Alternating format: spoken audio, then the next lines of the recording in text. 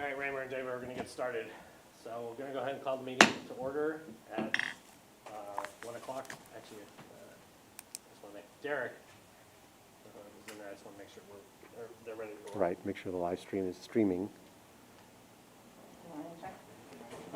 You good? Yeah. All right. I just want to make sure before we. So cool. All right. So we call the meeting to order at 1 o'clock. Let's start with the Pledge of Allegiance. Brad Waller. Right hand over your heart, ready, begin. I pledge allegiance to the flag of the United States of America and to the republic for which it stands, one nation, under God, indivisible, with liberty and justice for all. Said it all those times, but still. Yeah, it's all good. All right, let's see here. Closed session report. This conference with labor negotiators and board direction was given. The approval for today's agenda was motioned by Brad Waller, seconded by Mike Christensen. Can I get a motion and second to approve the minutes for July 21st board meeting? So move, second. Okay, because we've got two board members remote, we're going to do it by roll call. So, Mike? Yes. Brad? Aye. David? Raymer? Aye. And I for myself. Motion carries 5-0. One note for all of you who have paper agendas, all the public comment from that meeting is posted online. So we didn't print them all out. So. Okay, so starting off with superintendent report, Dr. Keller. Mike, a few things. First of all, welcome to the 2021 school year. Kind of surreal for all of us, but I will tell you staff has been working very hard behind the scenes at the school sites. If you have been by any of the school sites, they look impeccable, inside and out. If you go into a classroom, carpet's clean, floors polished, well-maintained, well-groomed external facilities. So our staff has obviously used the time to make our schools not only look great, but obviously sanitize and everything in between.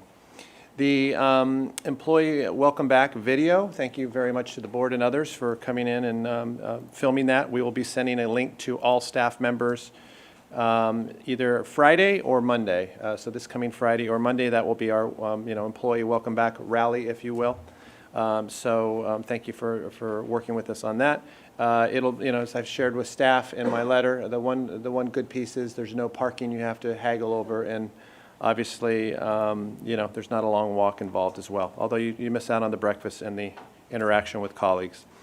Want to thank our parents and our students for being patient. They're coming back to an entirely new school year in distance learning mode, and we just wanted to say thanks, and we're ready for you. A lot of changes, a lot of new pieces have been added. I know Ms. Cho is going to speak in a little bit about the professional development the teachers are embraced in this week and part of next week. And so we really are hustling to make it a special school year in light of the COVID context.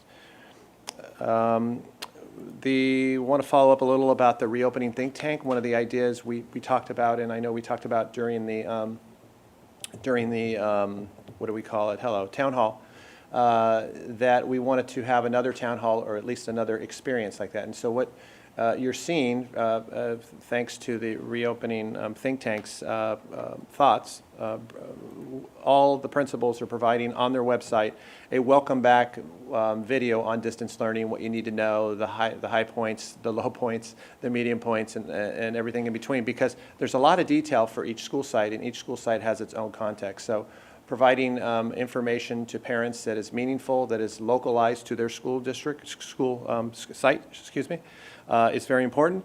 And then when we find out we are going to go back to our school sites for in-person hybrid, when we get the okay to do that in the future, we would obviously have another town hall about what that, as a district, as to what that would look like and the process for safety and moving back to a school site. So just wanted to give you an update on that.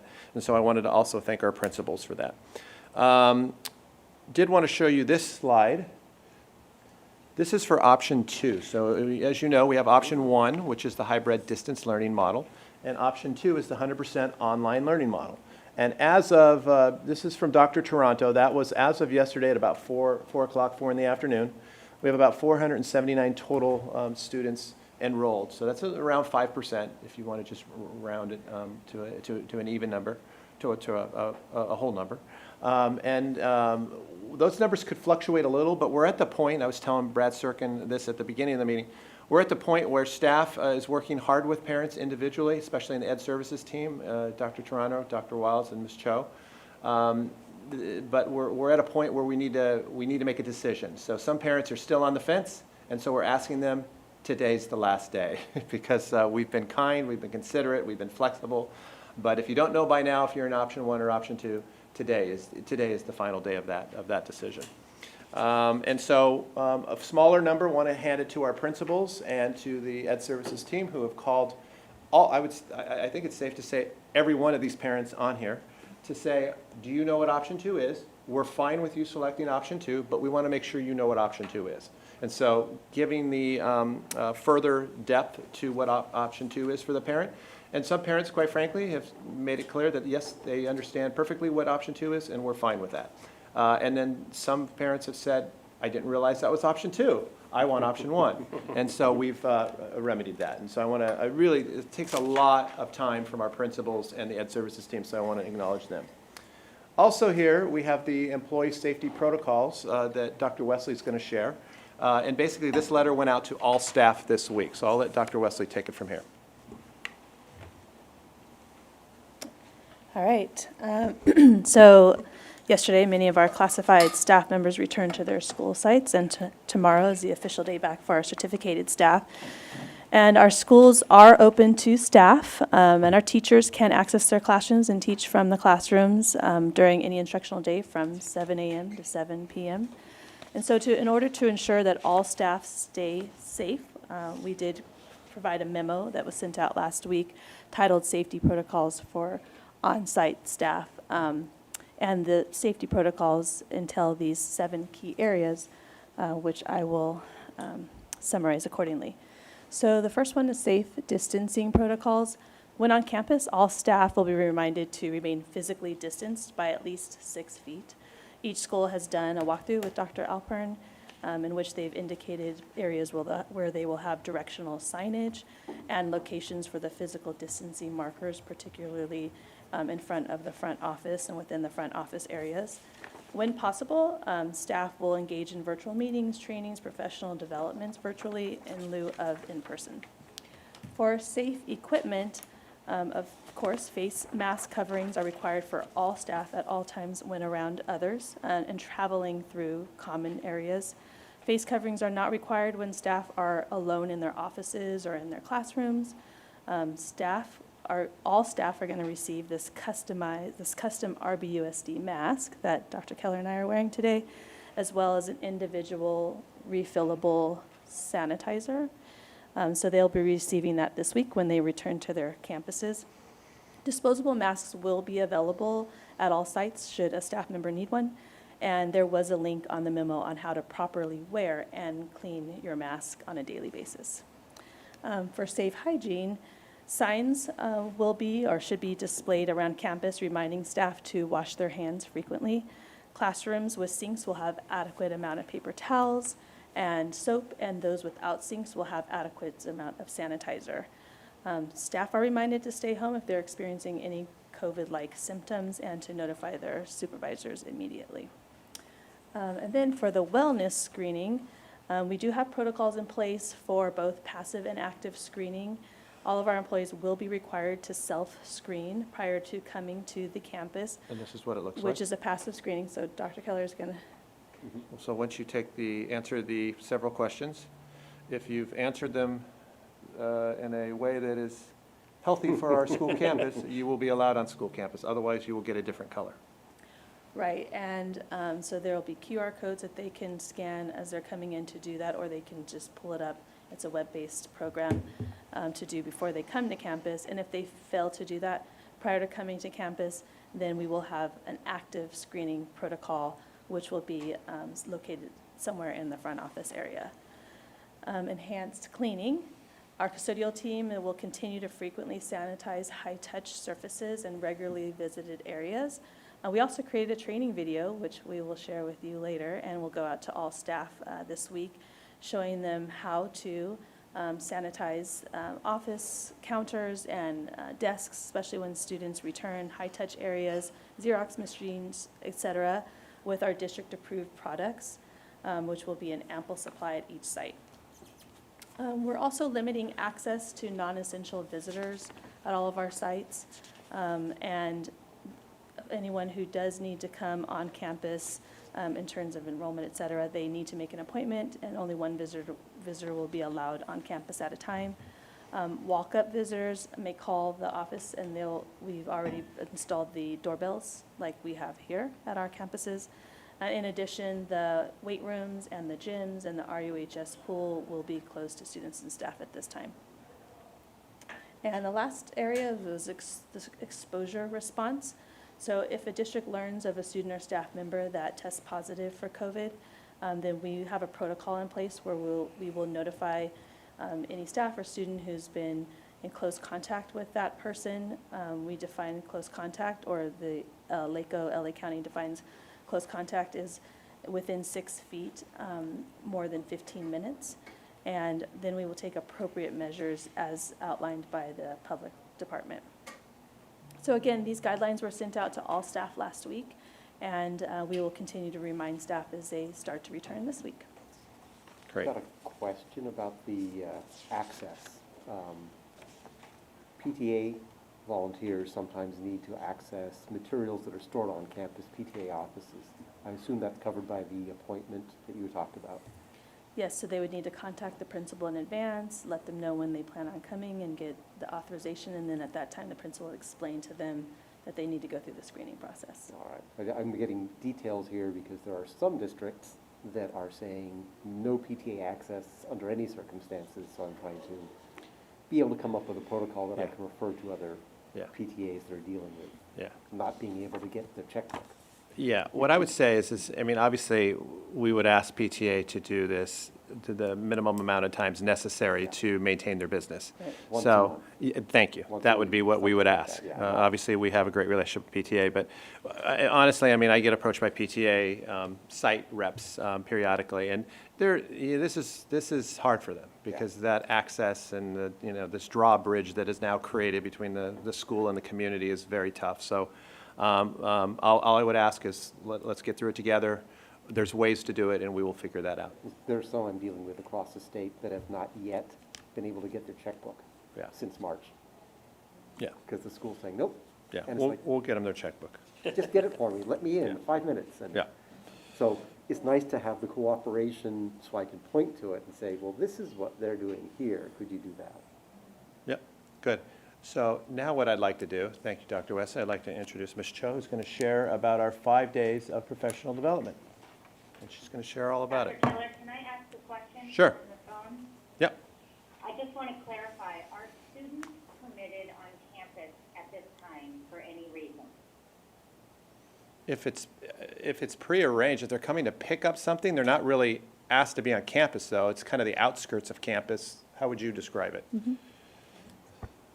So right now, Raymer, we have registration taking place. So students are allowed on campus if we have scheduled an activity like distribution of textbooks.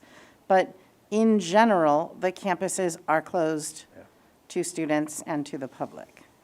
So I think if you have like a more specific question, we could probably speak Yeah. offline or. No, that's fine. I just wanted to clarify that the registration, yes, but after that, it should be students or meeting with Right. teachers or whatnot on campus.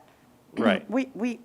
We are engaging in some one-on-one assessments or exceptions. Within yeah. special education and. Or I know something's been picked up in front of the school or the front office, something like that, but it's been prearranged. All right. With that, I'm going to have Ms. Cho to share about our professional development.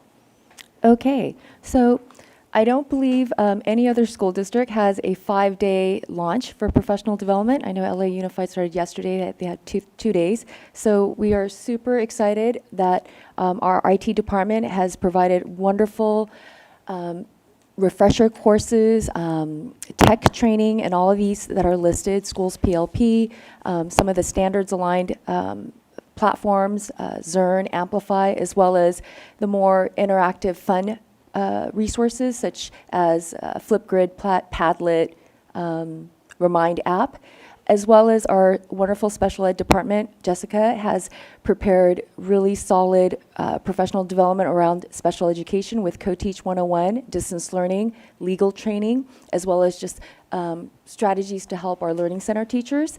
Our TOSAs have been working very hard with our instructional lead teachers. Each school site has an instructional lead with Strong Start, basically establishing the first 2 weeks of school.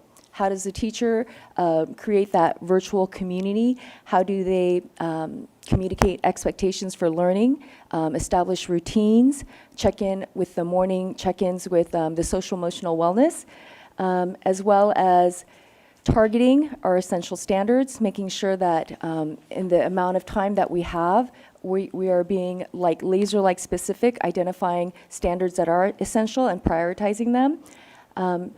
Our instructional leads have created exemplar lessons, so really, really, I mean, I've been perusing them on our Google Doc, and it's just amazing. They have model PowerPoints, they have instructional videos, they have pre-recorded videos. It's really, really, I would say, solid for all of our teachers to look at, even if it's not in your grade level, to examine and just be like, oh, how can I recreate this for my grade level or department?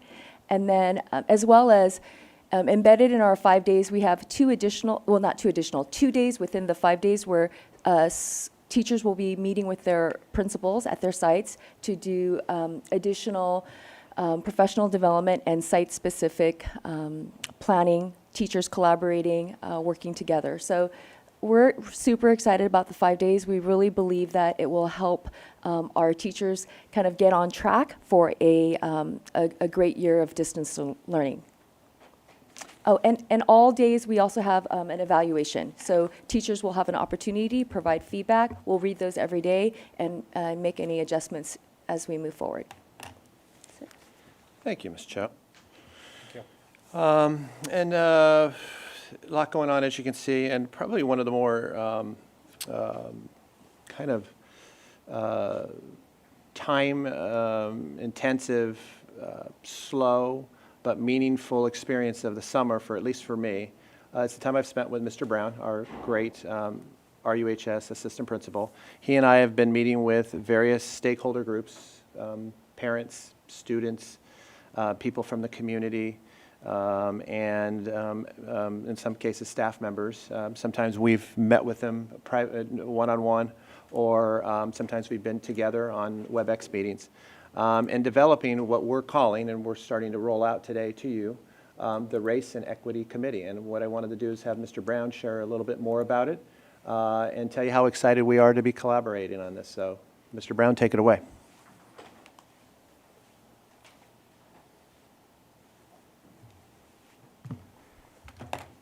Thanks, Dr. Keller. Hello, everyone. Hello. It's nice to see you guys. First, I just want to start by saying thank you to Dr. Keller. I've enjoyed our time together. This is my 11th year in the school district, and this is the first time we've had these conversations. You know, during this time when George Floyd was murdered, I've had to deal with trauma that's happened, that comes up, because racism is very traumatic.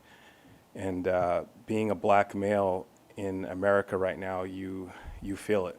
And being black in a white school district, I don't want to say white school district, but you guys understand what I mean. You feel it. I look around the room and I see that I'm the only black male often. And so I have 2 biracial kids that you guys know, and having these conversations with my kids, it brings back trauma. And so I think the most important thing for us to understand is that anybody who goes through racism experiences that trauma, and it comes back or at random times, but it has a huge impact on how we treat other people and how we view other people. And I've been fortunate in my life to not have to deal with a lot of racism. You guys, I know a lot of you pretty well, and you know my background, and you know that I haven't, my interactions with you haven't been like, I haven't judged anybody because of the color of your skin. I don't feel like I'm judged by the color of my skin from you. But that is different outside of this district and outside of this room in a lot of ways. But my experiences have made me in the person that I am. And so I feel like this work is important because I want all of our students of color to have positive experiences while they're in our school district. Not just myself, obviously, Dr. Keller and others that want to be a part of this. So I thought I would start with that just so you understand where my passion comes from. It comes from a lot of experiences that I've had. Like I said, this is my 11th year I'm starting in the school district, and when I ask myself, or you ask yourself, how many black males have been teachers in our school district, how many black males have been administrators in our school district, I think you guys probably know the answer. I think I'm the only one that I know of male in 11 years, and as far as administrator. And teachers, it's very few. There's been a few that have come through the high school that I know of. So what does that mean? It doesn't mean that our district is doing something wrong. It means that we need to do something different. It means that we need to look at it, and we need to talk about our data. It means that we need to understand that our students don't have that relationship with a black male coming from a teacher perspective or a administrative perspective, unless that they have neighbors or their parents have friends that they bring to the home. And that for me is where this passion came from. When I first started with Dr. Keller, it was a couple months ago, and the first thing that he asked me is like, what do I think? And I said, there's a stat that was shared by LAUSD School District that said that 52 black males were in teacher credential programs in the CSU system in 2019, only 52 in the entire CSU system. And to me, that's the issue. And again, I don't know that we're doing I don't think we're doing anything wrong, but I think we need to change what we're doing. Some of the goals that we talked about, and the goal is, again, this is ongoing, but we would like to develop a race and equity committee. And that's comprised of students, parents, community members, staff. And that committee we want to charge and give privilege to have ideas and goals that happen with our school district. We want to facilitate anti-racist training for all RBUSD employees. That is going to be something that's ongoing, something that's needed. And again, it's really to open our eyes to how we're teaching. It's to open our eyes to our students and their experiences with what we're teaching. And this one is really important to me, and it talks about it really addresses what I'm talking about now. It's creating a mentorship program where teachers and administrators help develop and train students of color to become educators. That to me is very important, and I think that solves a lot of issues. I know Nikki, I had the pleasure of working with Nikki at the high school, and she can talk about her own experience as being a black administrator. But when I was there, I didn't feel a lot of racial tensions. Again, she has her own experiences as an administrator. She could share that. But it makes a difference. It makes a difference who leads your school. It makes a difference who represents your site. And the last thing which goes into this, which again is creating a larger pool, is to recruit and to retrain more employees who represent our diverse community. So I thank you guys for hearing this. Dr. Keller the best part about Dr. Keller, Stephen, is that he wants to do things and he wants to have action. It's not about words, it's not about a memo, it's not about the image and what it looks like. It's about making sure that we do something that is sustainable, as well as provides a form of action that we can demonstrate. It's not about our words. It's not about what we say. And so I think these things really portray some sustainable action and have a lasting impact. So let me jump in here. Thank you very much, Mr. Brown. Thank you. And maybe you want to stay there because there may be a question. Sure. And I know you have somewhere to go, so thanks for sticking around, Marvin. One of the things that we've learned in these, probably the two most significant, takeaways, at least for me, and I know Marvin and I have talked about this, is one, this has to be a TK to 12th grade pursuit. It cannot be a high school, middle school, because oftentimes that's where people start to see race become more of an issue, is in the secondary level. And the reality is speaking to some of the students as I have this summer, specifically African-American girls, their stories start in elementary school, about where they first started realizing this. So I think one of the pieces that we're saying has to be part of this is definitely more of the TK through 12th grade dialogue. And then the second piece I think is very, very important, is having just a nice mix of people. So we will have students, and Marvin's been relentless about this, and I want to give him credit because students has absolutely been having students on this group has actually been he's been very persistent on that. And I'm not saying I never was, but I just think even the number of students on this committee I think is going to be very helpful. And then the other thing I do want to share is our goal is to send out the memo that Marvin and I have finished up. Either we're going to let the school year start. This is one thing we've, in talking to people, we agree to get the school year started. And then probably the week after school starts, we have the letter, a one-page letter. You'll see it in your Friday update that goes out. And it's going to ask people to apply to be on the committee. And so that'll be, we have already had several people reach out to us and ask to be part of this committee.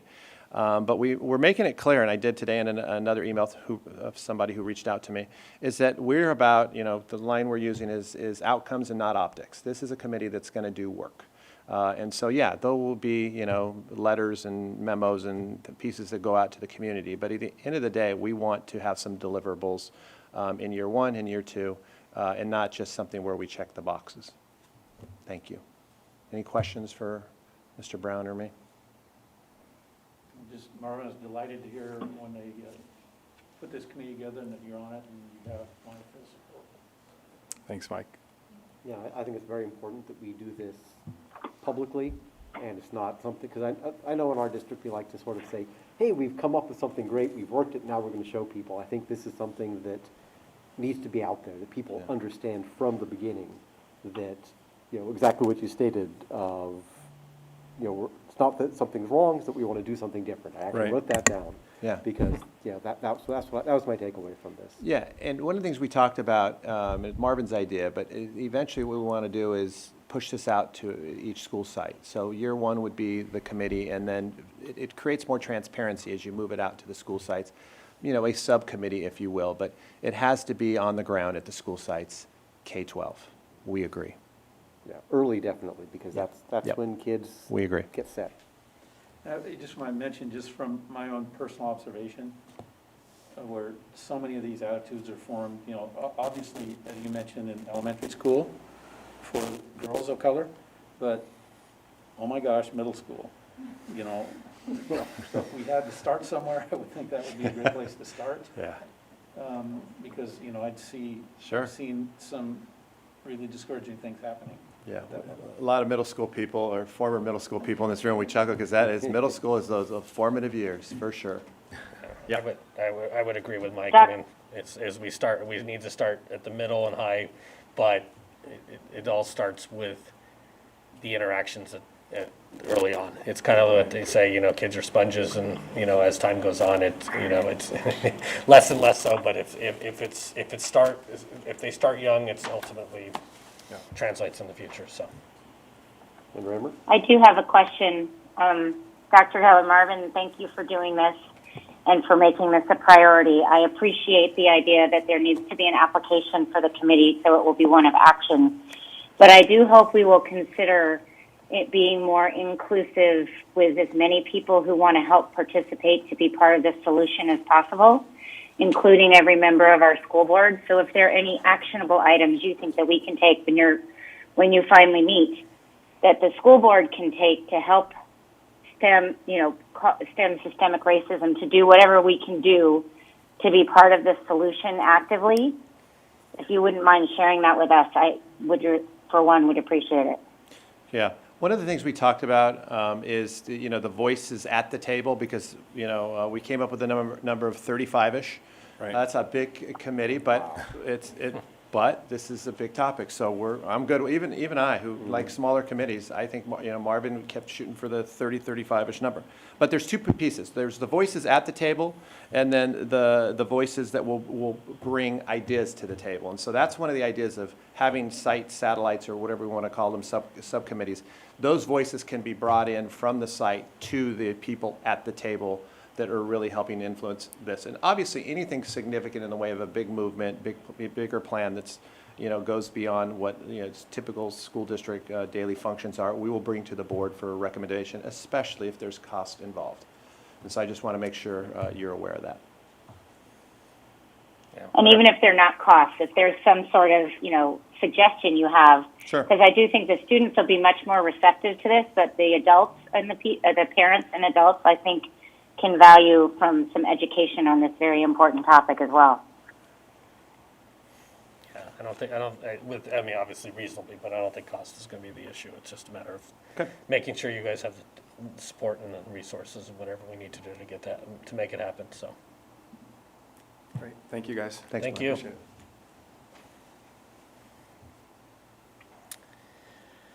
All right, so we're moving on to the hearing guidelines.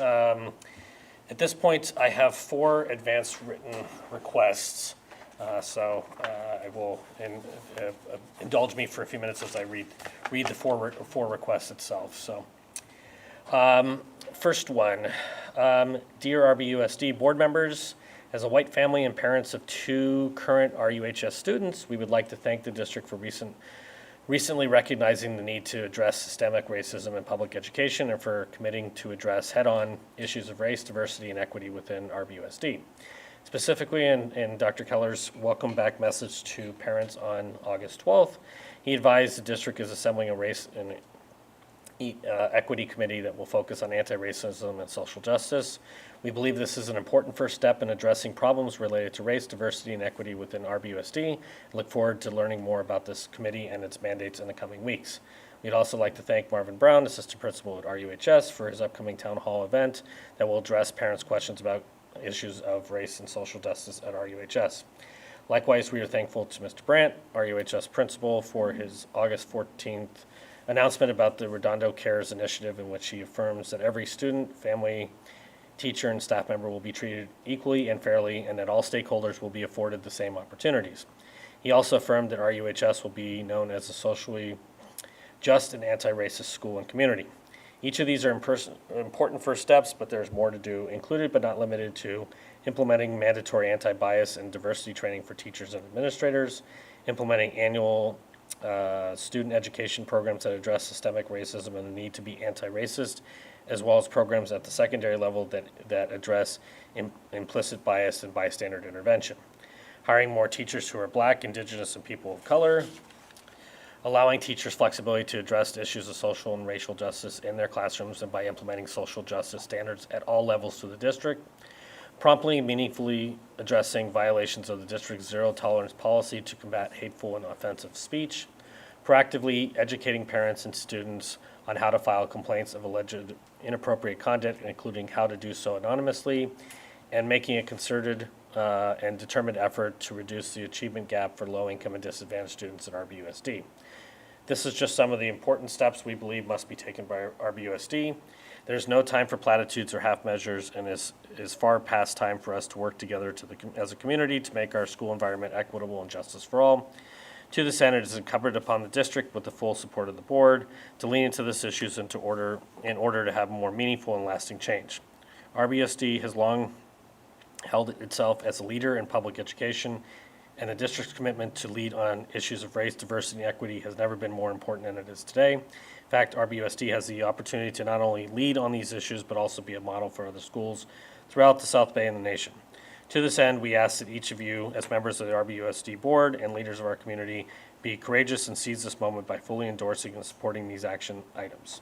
Thank you in advance for your time, consideration, and commitment to these issues. Stefan and Susie Miller. Public comment number 2. Dear RBUSD board members, I'd like to thank the district for the recently recognized the need to address systemic racism in public education and for comments to address head-on issues of race and diversity and equity within RBUSD. While there's so much to be done, it's great to see the district doing these important first steps towards anti-racism and social justice in our schools. Personally, I'd like to see the district address the inclusion and introducing a cultural studies class for each grade going from 1st through 12th. It's far past time for us to work together as a community, make our school environment equitable and just for all. To this at all, is it incumbent upon the district, with the full support of the board, to lean into these issues in order to make meaningful and lasting changes.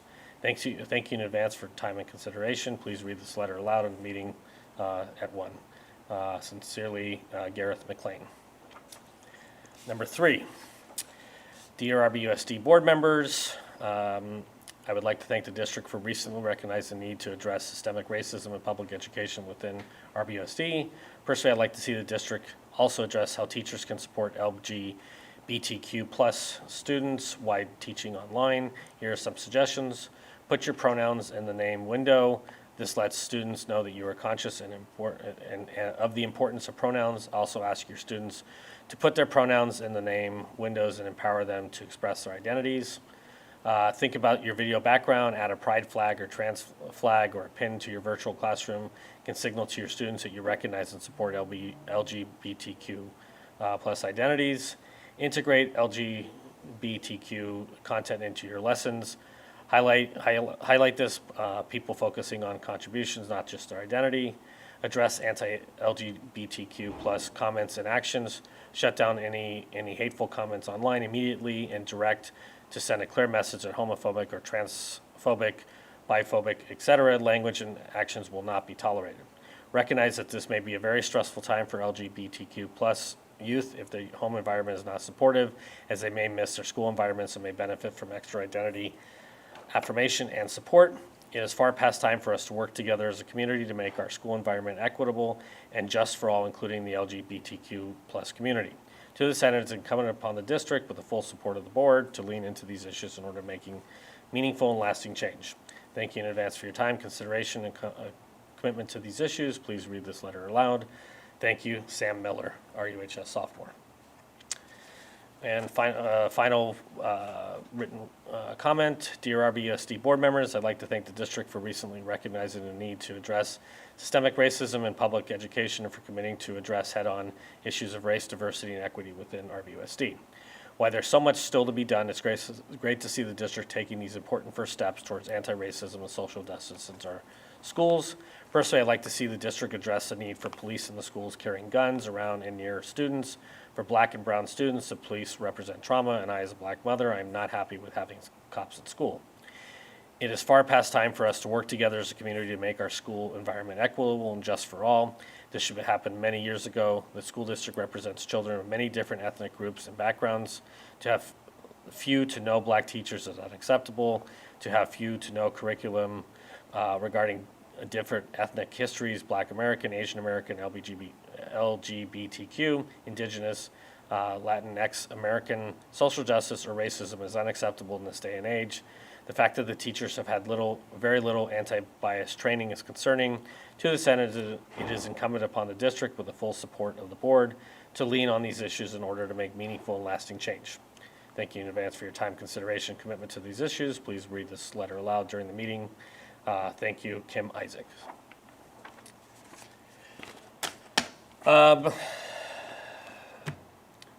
Members of the audience, any other comments on questions on the agenda or not? Hearing or seeing none, we will move on to communications. RBTA.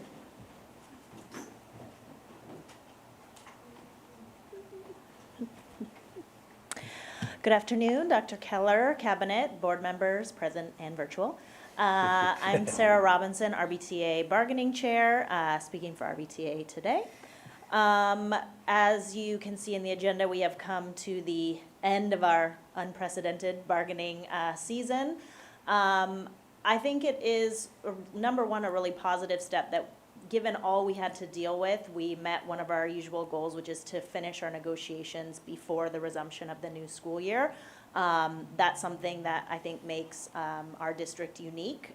In my interactions with my CTA colleagues throughout the state, we are very unique in that regard that almost every year, we get finished before the school year starts. So it allows our members to focus on their teaching, their instruction, rather than the negotiations process. So that is something I think is important to point out.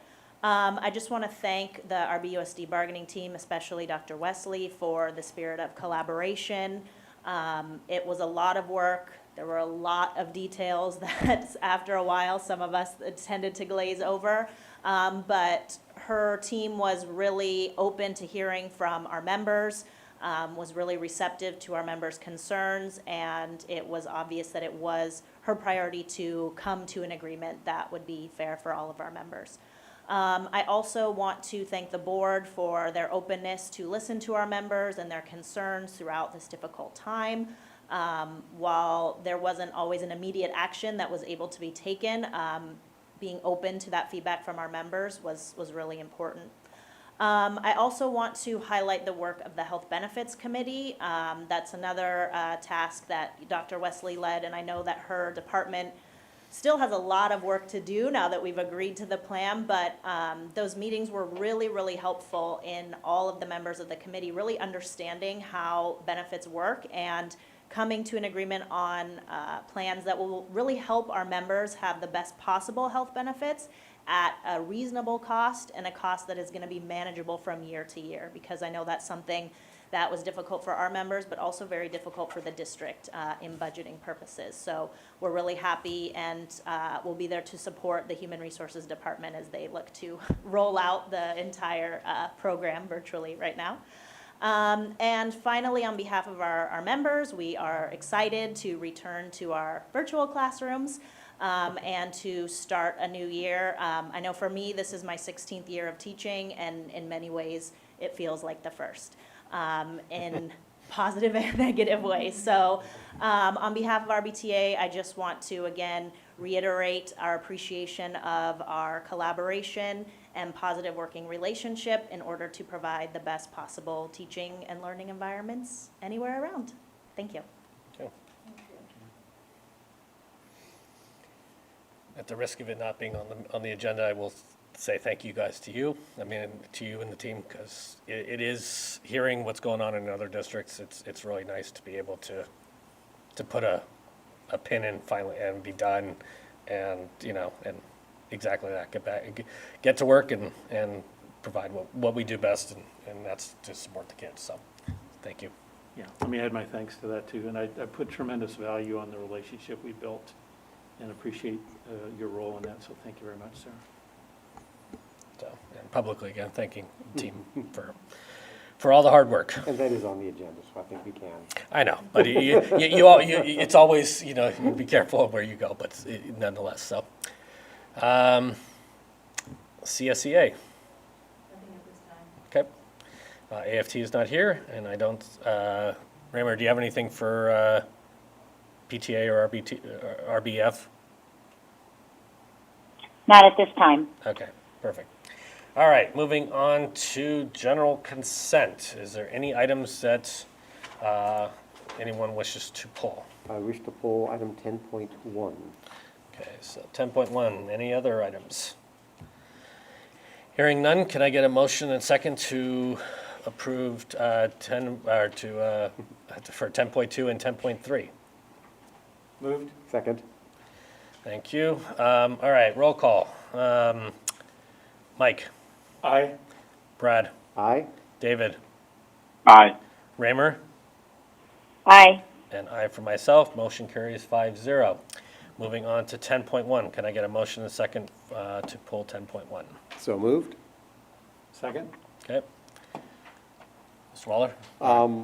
Mostly I wanted to pull it to highlight that there's about $750,000 of expenses that I see that are not a normal expense. SchoolsPLP for $450,000. Extra iPads, I don't know how many of those necessarily went to it. The Zoom license, masks and shields, PPE, things like that. So I don't know if Dr. Alpern, you'd like to say anything about that or just acknowledge how much more we're spending now. I think it's really more just, there's a lot of items on there that probably will never get spent, but ultimately regular expenditures, things that we're approving, there's close to $3 million worth of stuff, but a lot of it is items that are, when we return to class, those type of things, so there's just, it's normal course to approve up to, but. Yeah, yeah. So this time of year, you'll see a lot of open POs. And so that's just part of our, as Brad said, typical business operations. It's a not to exceed amount, so the dollar amount that's listed for your approval is a not to exceed amount. And then, that was Brad S. Brad W. Was referencing the various COVID-related expenditures. So yes, hopefully it will be a one-time issue of expenditures, but it is a combination that you'll see on the PO report this time of both instructional COVID-related expenditures as it pertains to online curriculum or iPads to distribute to kindergartners, as well as PPE, masks and extra cleaning supplies, and a vendor to do the signage on all of the campuses for one-way hallways and the like. So it's a full PO report for you. And for the record, the state and county have promised that we're going to get PPE supplies. Can you tell us whether we've gotten any PPE of that what was promised? RBUSD has not received any PPE promised supplies from the state at this time. I will continue to advocate. Thank you. Any other questions? 550 iPads. 550 iPads? Yeah. And that's K and 1. Yeah, right? for our additional kindergartners, because we do, in our kindergarten classes, they would split the iPads between AM and PM, use the same set. So we had to order an additional 550 for TK and K. Our first grade had a complete set. Okay. Yep. While you're up there, Derek, how available are they? I mean, there's got to be a lot of people trying to get their hands on exactly the same devices. Our iPads arrived Friday afternoon. We're configuring them right now. So we're trying to quickly get those out. Our Chromebook is still on delay, our Chromebook order. Right now, as of last, it was late September, beginning October, they're to arrive. But we ordered those in the spring. Yes, we ordered them in May. Yeah, tried to in order fact, them we early. ordered them in April, I Yeah. think, and you Yeah. try to be more proactive with it, but. So it's a worldwide backlog of all processors, Intel processors, AMD processors, that's holding everything up. Yeah, but the most important thing is every student has access to one regardless, so it's not a matter of that we don't have resources, it's just that we don't have the new resources. Yeah, we're repurposing our old Chromebooks and distributing to our current third graders and our new students, and when our new iPads arrive, we'll swap them out.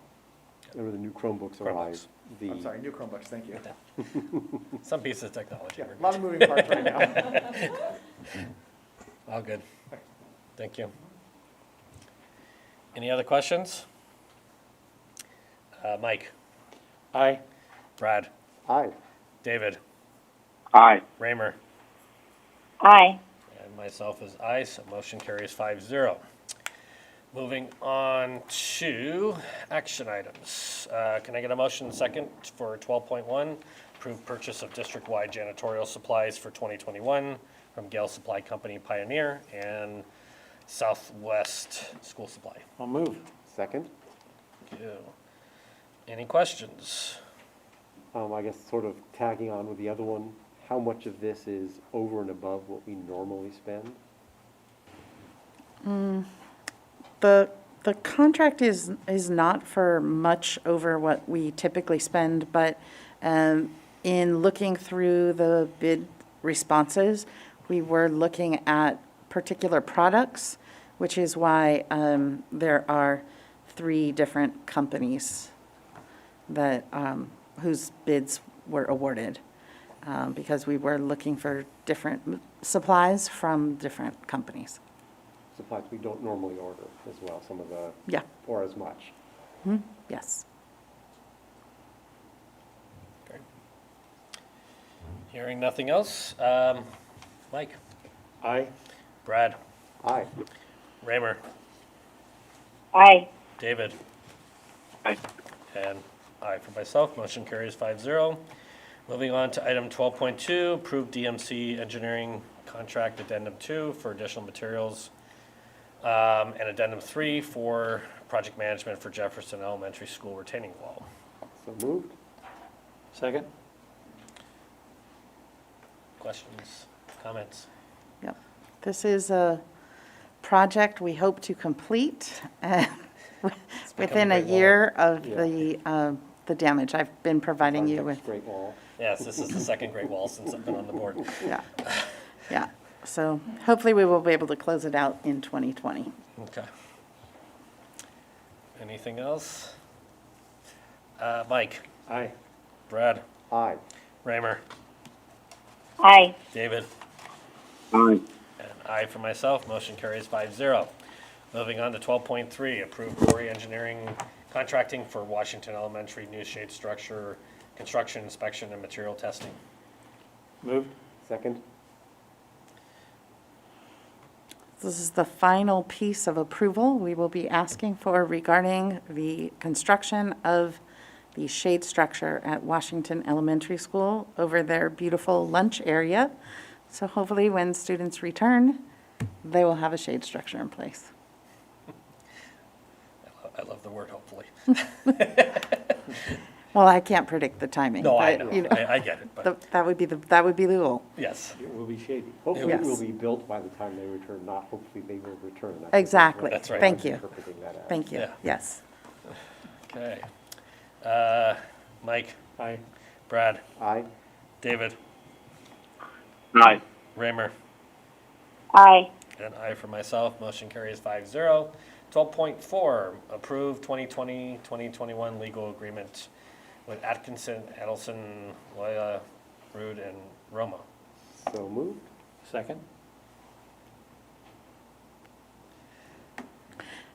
We often refer to them as AALRR. It's a little faster. Yeah. This is one of those areas that we talk about as a not to exceed. So the approval is for a not to exceed amount. This is the main firm that we use for special education related items, although we have used them for other services as well. Great. Questions? Mike, Aye. Brad, Aye. David, Aye. Raymer, Aye. and I for myself, motion carries 5-0. Moving on to 12.5, approve the resolution R 2021:02 to partner with SISC for medical, dental, and vision system. Moved? Second. Leslie. This is a resolution to partner with SISC, which is the Self-Insured Schools of California, the largest risk pool in the U.S., in order to provide medical, dental, and vision benefits to all of our employees. So At a savings. staff recommends that you adopt this resolution. Other than just thank you guys for doing all that work and saving the district and the employees money in many cases. I think it's great. Yeah. That's the hope. Thank you. Aye. Brad, Aye. Raymer, Aye. David, Aye. and I, motion carries 5-0. 12.6, approve of the induction program agreement. So moved.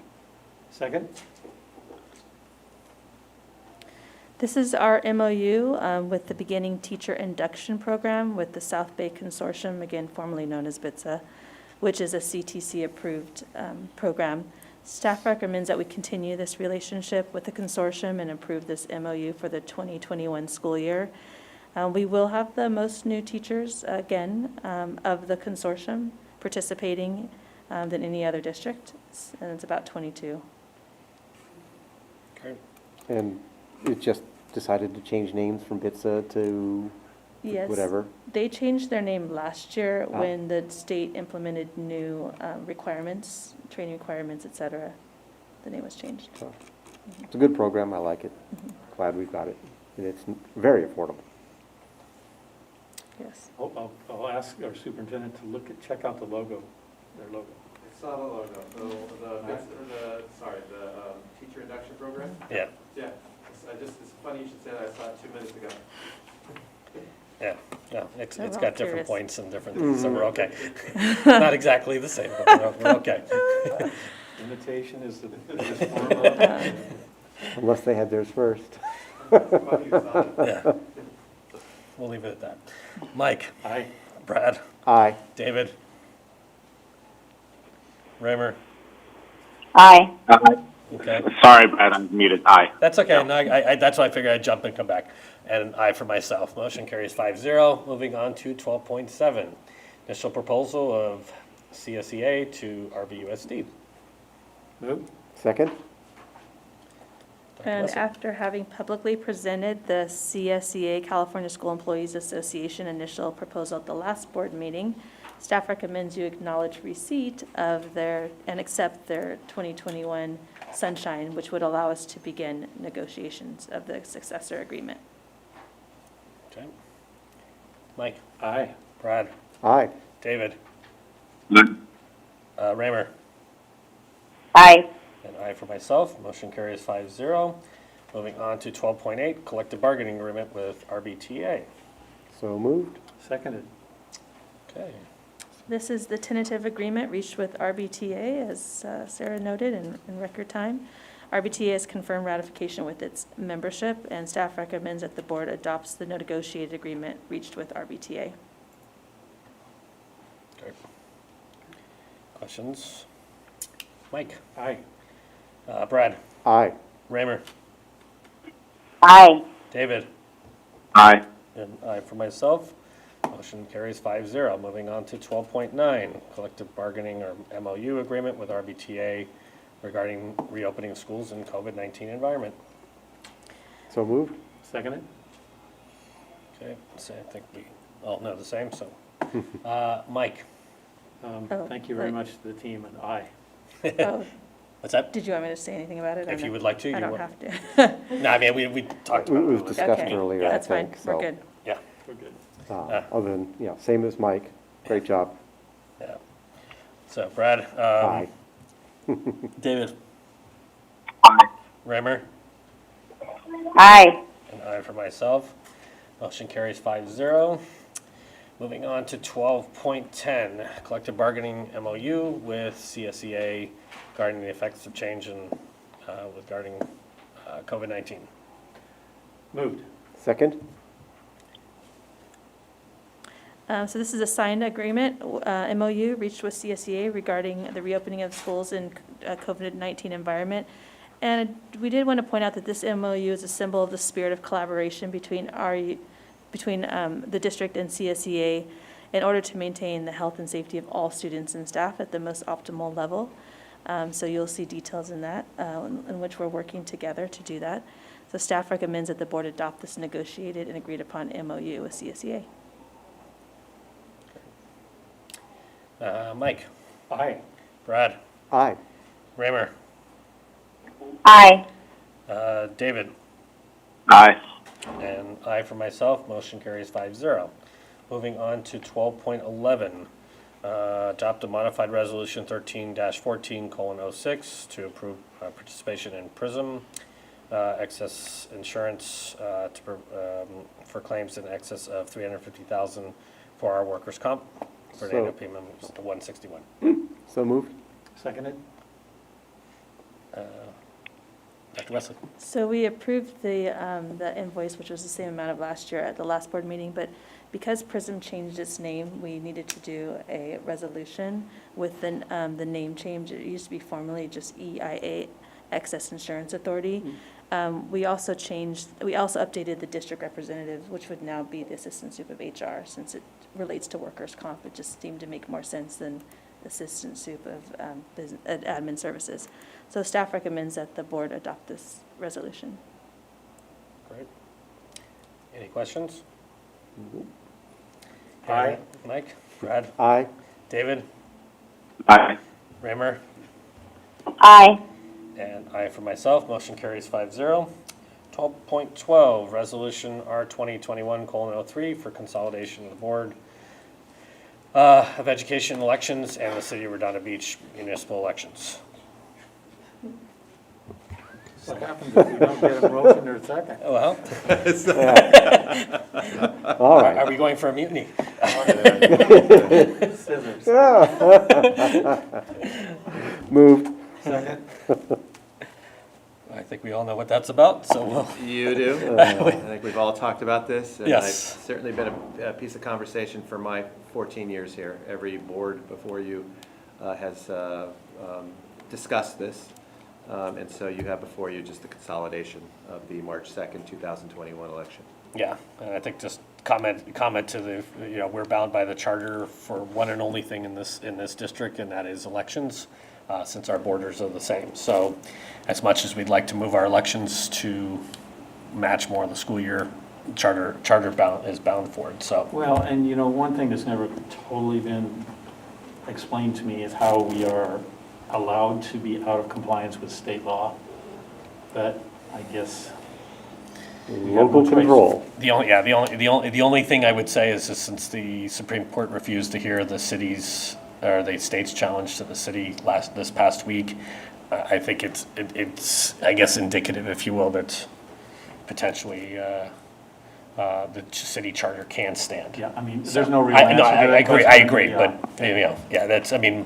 but having looked into it enough, for us to go out for a charter vote at this point, amendment for us is very expensive, and at this financial situation, I don't think it makes sense, but Yeah, I think unless the you guys only- unless you want to bring it back for discussion, but.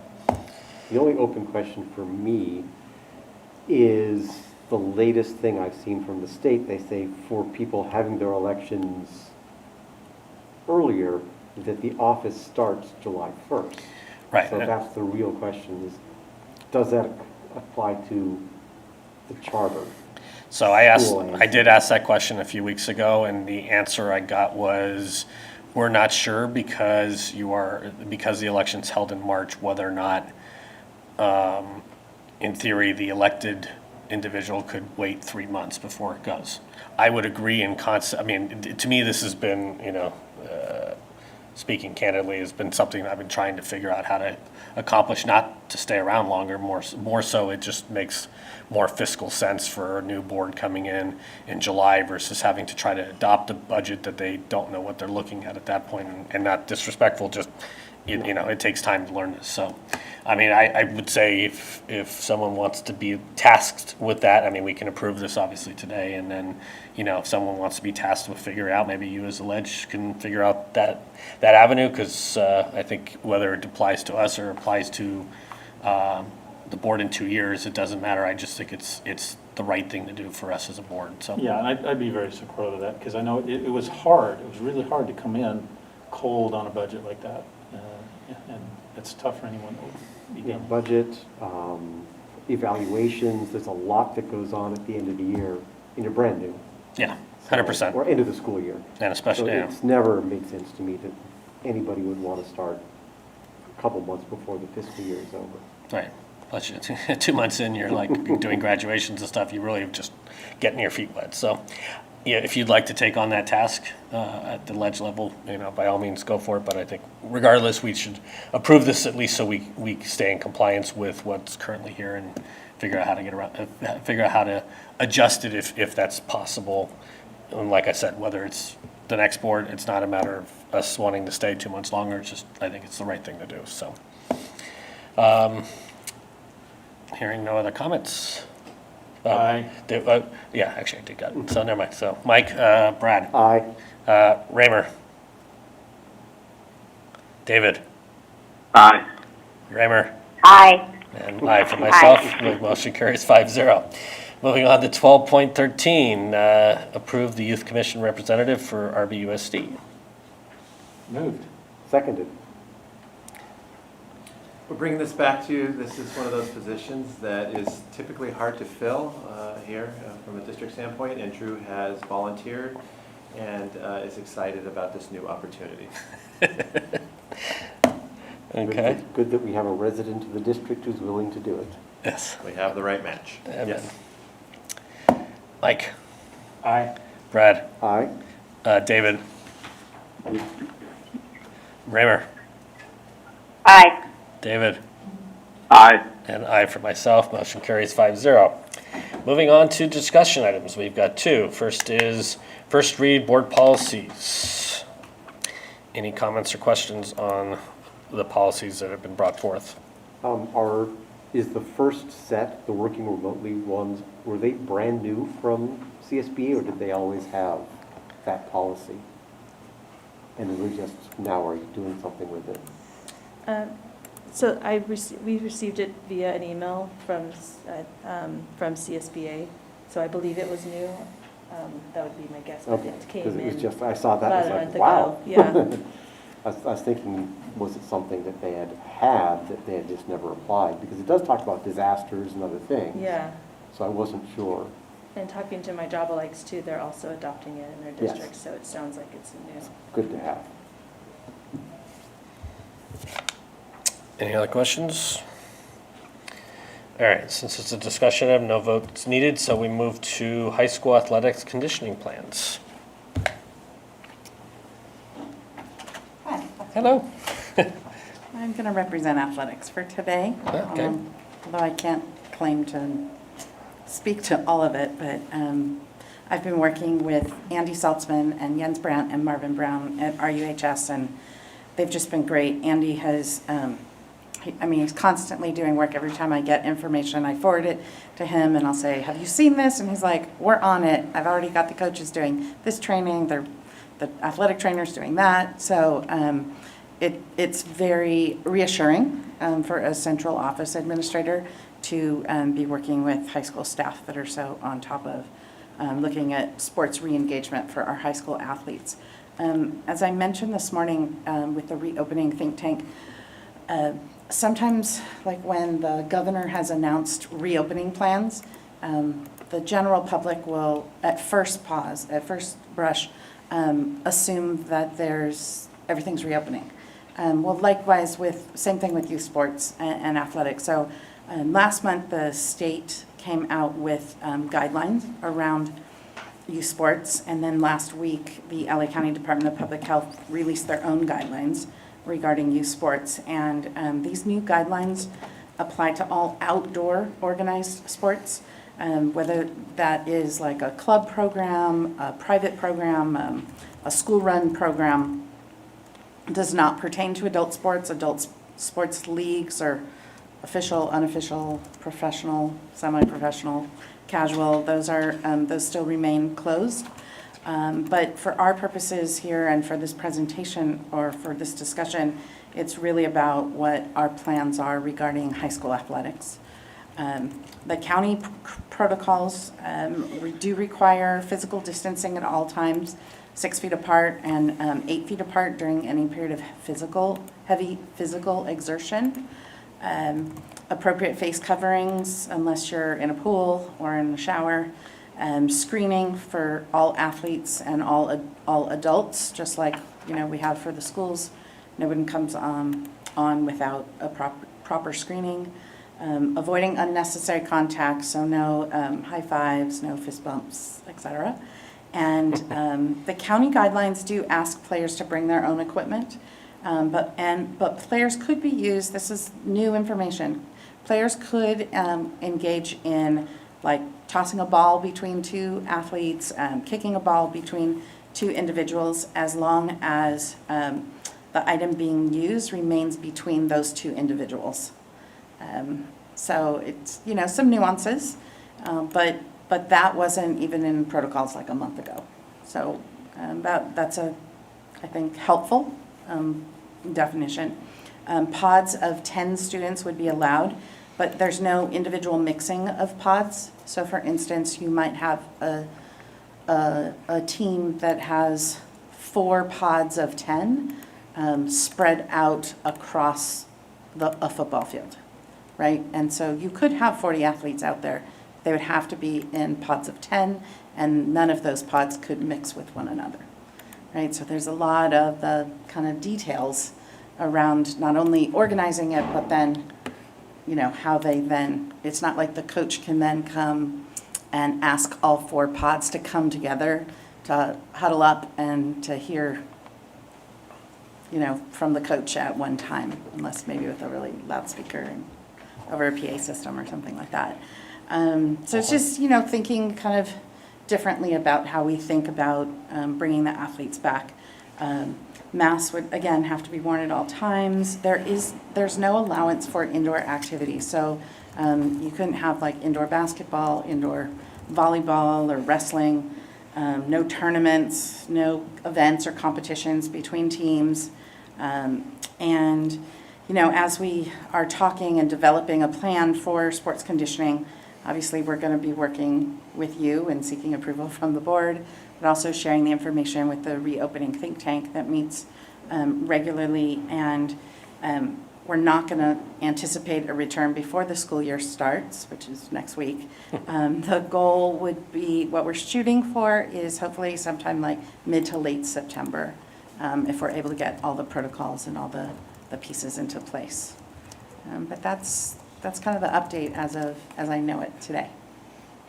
Happy to answer any questions or take any questions back and get answers for you. Yeah, no, I think it's, I know there's a lot of associations, and a lot of the folks are pushing for, everybody wants access, and everybody wants to get out and about, but all in good time. So, all right, hearing nothing else on that, moving on to correspondence. Any correspondence anyone wishes to share? Hearing none, we'll go to board member reports. We'll start with Mike. Just a few things happening on the SoCal Rock side.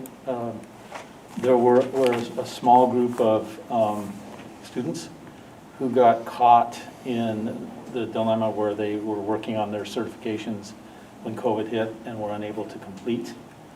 There's been quite a bit of dialogue between Dr. Hilaire and the county, and they reached an agreement where, as of Monday, those students were able to return to socially distanced classroom setting to finish their certifications. So they're doing that as we speak this week, luckily being able to do that. There has been another category created for the purpose of CTE, and that's essential classes. This would be instructions aimed at essential services like medical, EMT, and that sort of thing. So we are having a SoCal Rock board meeting on Thursday. We're going to get some more discussion among the board on that. I have encouraged Dr. Hilaire to reach out to you as soon as some things firm out a little bit about course offerings that may be allowable to high school students in the fall. The start would be delayed, but there is the possibility of some course offerings for some of those essential classes. Now, we know that those offerings will be okay for adults. It's the kids that we're still trying to figure out. So perhaps you want... Are they night courses? Pardon? Are they in the night? When are the courses? I don't have that information yet. But I would suggest that maybe not right this moment, but as we get a little further into the week and next week, if you've not heard from him, please reach out to Dr. Hilaire. Sure. Because it does present a unique opportunity, perhaps to some students, but I know it's a challenge because of the timing. Yeah, exactly. And, the fact that, we've already registered our kids, and now there's going to be another opportunity. So I don't know how that's all going to fit together. But just to let you know that they are struggling, like everyone else with COVID, but even more so because the vast majority of their offerings cannot be taught remotely. There is a substantial amount of layoff that is occurring right now among SoCal Rock. So we're sorry to see that happen. But we'll give you more as we get more information over the course of the next week and month or so. Perfect. Thank you. I think that's it. Mr. Waller. Well, let's see. First off, congratulations to recent RBUSD grad and family member Zan Wesley on his EMT certification and work with the homeless that got put into a lot of print and television newscasts that we saw. When I first saw it, I didn't put two and two together and notice the last name. It was just like, hey, cool, look at this, and I shared it around. So great job there. Also, I'd like to make a public thank you to Jessica Silberling and Susan Wilds for supporting the California State PTA webinar, Advocacy for Student Learning Styles. They did a great job with it, represented RBUSD really well, and I heard great feedback from the leaders that organized that as well as other leaders around the state on that. I think it, makes us shine. So it was wonderful that they were able to help. On the legislation standpoint, there's a large number of bills similar to the SB 50 that was last year that allow the state to override local zoning. It's kind of interesting. It's like the election thing where you'd think the local control would take precedence, but who knows? But it could increase density, switch R1 lots to R2 lots, commercial to residential conversions and things like that. I've got a handout summary of the bills that I'm going to sort of spread around. If you read about any of those and see anything, it'd be good for anybody who has opinions to reach out to Al Maritsucci and Ben Allen and let them know how you feel about that and how it could affect the schools. The worst potentially for us would be SB 1120 that requires the city to split R1 lots into separate parcels, and then each parcel could have 3 units. So each R1 could potentially turn into 6, which, I guess economically for a developer, that's probably a good thing. But even if it's even a small fraction of our lots, it could cause some problems depending on where they're doing this. Get those little Amazon houses, Yeah. little mini houses all over. Yeah, I don't know what it does to density and square footage versus whatever, but yeah.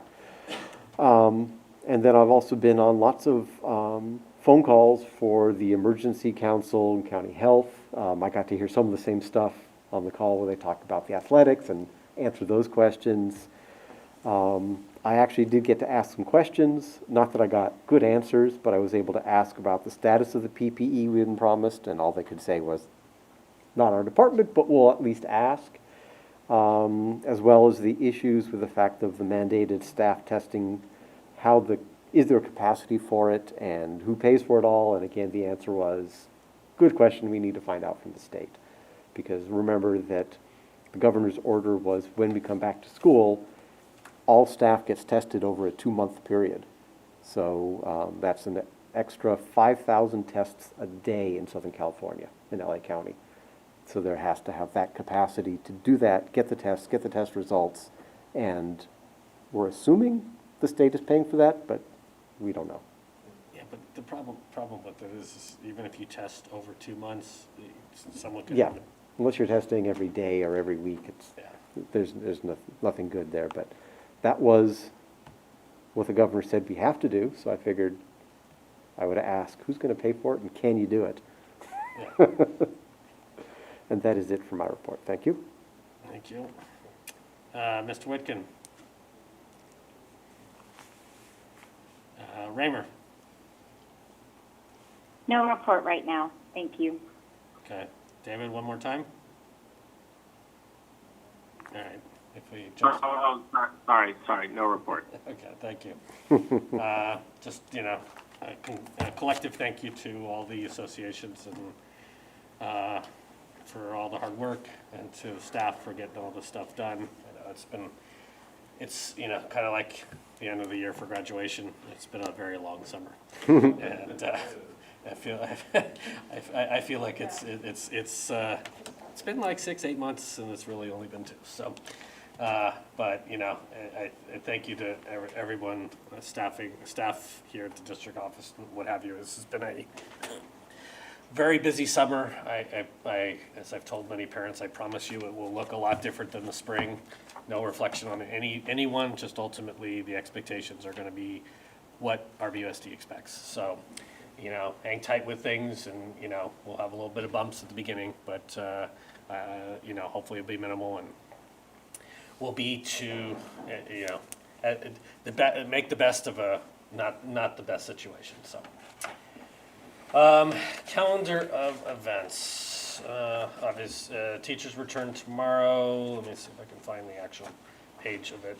I already closed my computer. First day of school, August 26th. Yeah, school starts on the 26th. We'll be back here second Tuesday in September, and if there's anything else, I will find it. But in the interim, I will call for a motion for adjournment.